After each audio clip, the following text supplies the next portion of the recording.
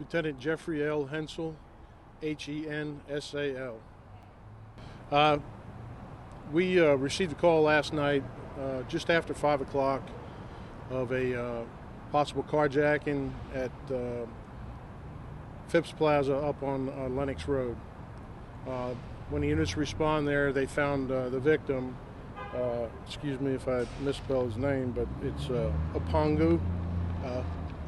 And he stated that he drove into the Phipps Plaza parking lot by Saks Fifth Avenue, got out of his vehicle, started to walk into the store, and was approached by a black male with a handgun who demanded his keys and took his car. We conducted a investigation, and it's still undergoing further investigation, but we were able to obtain a video, which I think Public Affairs is going to make available to you, which substantiates that yes, this vehicle was taken by force. The suspect vehicle is believed to be a newer model black Yukon, which followed him in. You can see it backing into a spot opposite where he had parked his vehicle. The suspect obviously had gotten out of the passenger side of the vehicle, so we believe at least two suspects, the driver and the person that got out, are involved in this. The one that he saw was early to mid-30s, dark clothing and thin mustache, and he got out, like I said, out of the passenger side of the SUV. Did he make any threats to him other than just producing the handgun?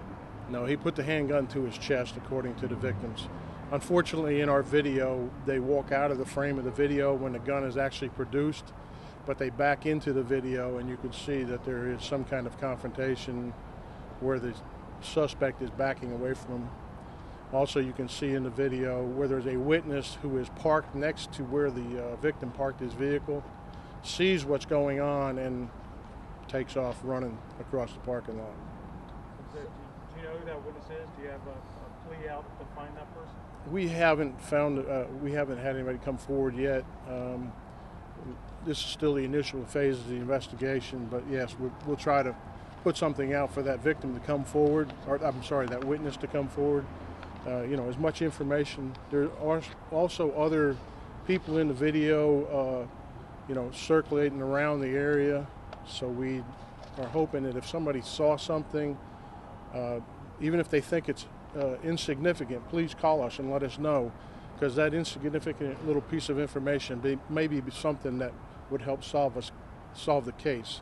If anybody saw, a dark black SUV leaving the Lenox Road entrance to the mall, please give us a call. That would be somewhere around 5:15 last night. Do you have any other outstanding cases that these guys made? You're looking at them also, or do you think this is their first time thing, or is this a regular thing for them? I don't think it is linked to anything that we have right now.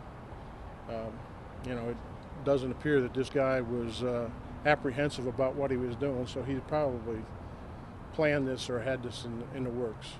Two things about this strike me as odd. One, that it was in broad daylight, and two, that's a time of day that it's pretty congested up there traffic-wise. I mean, can you speak to either of those? And is that odd to you too? Well, a lot of our robberies are not done during daylight. They are at night. So, and there are a lot of witnesses around because it's a very big congested shopping area. So those two things may help us lead to a prosecution on this. Pretty on that same lines. It's pretty bold that you kind of pick this a shopping center. Most of the time, bad guys don't want their faces out there. They don't want to be seen, but they go into the parking lot. That in today's age, there are cameras everywhere. Right. Well, that's the risk that they take, and a lot of them are callous to those dangers. So I think, if there's no any pressing questions. So that's it. Thanks. Okay. Thanks, LT. Okay, Lieutenant Charles Hampton, Hampton, homicide commander.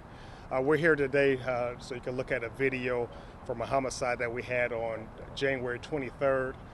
Michael Robertson, 30-year-old male, was shot one time and died. He was transported and died at the hospital. The video that you see are going to show 5 individuals. The first part of the video shows them at a gas station. The second part of the video shows them inside the apartment complex in the area of Harwell and Skipper Place. We are calling those 5 individuals at this time suspects involved in the homicide. The video further depicts them chasing after the victim. The victim begins to walk back. They kind of encounter him, surround him, and then that's where the one shot was fired. So we're asking the citizens to look at the video and call Crime Stoppers where you can remain anonymous, or call the homicide unit.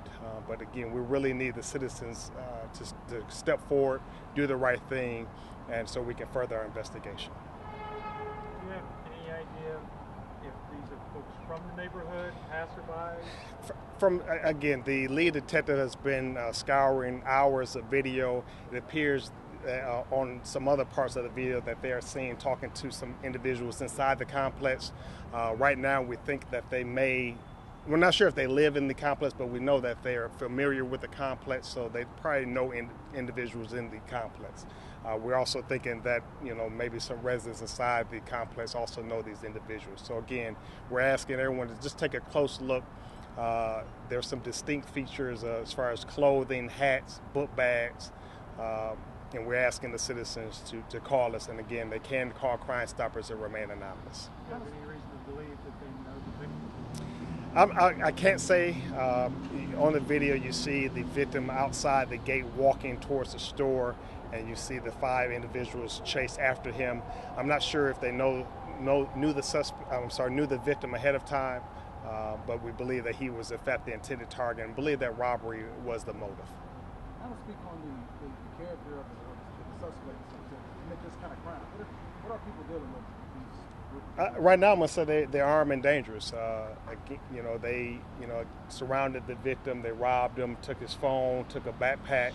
I'm not sure if there was any type of a fight prior to. Mr. Robertson was an amateur boxer, 30 years of age, father of 3. So I believe that he may have fought. And then at that time, who knows what happened, but again, we know at least one shot and where he succumbed to his injuries. But again, these guys should be considered violent. Again, it was very cold on January 23rd, and for them just to go after this guy the victim who was just headed to the store minding his own business, it's heartless.